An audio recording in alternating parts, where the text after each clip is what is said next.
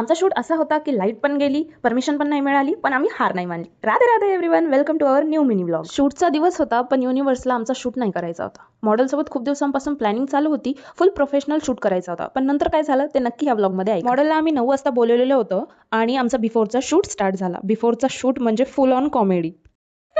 Sorry song चालू करताना मला एकदम म्हणते मी काय सॉरी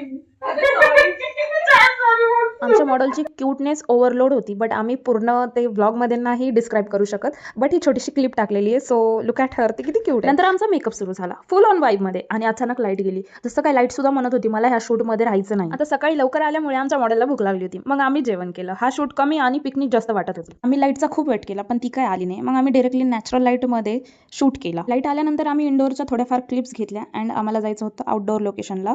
बट प्रॉब्लेम अशी झाली की मॉडेल रेडी झालेली होती अँड तिला स्कूटीवर जमणार नव्हतं. सो फोटोग्राफर भैयांनी त्यांच्या घरी जाऊन त्यांची गाडी आणली अँड देन आम्ही लोकेशनकडे निघालो. आम्ही अगोदर ठरवलेल्या लोकेशनवर गेलो, पण तिथे जाऊन कळलं की तिथे शूटसाठी परमिशन नाही आहे. पण असं वाटलं की यार कोणी पर्सनल दुश्मनी तर नाही काढत आहे आपल्यासोबत. सो थोडंफार नाराज झालो आम्ही. देन फोटोग्राफर भैया म्हटले की डोंट वरी, आपल्याकडं सेकंड ऑप्शन आहे, तर आपण दुसऱ्या लोकेशनवर जाऊ.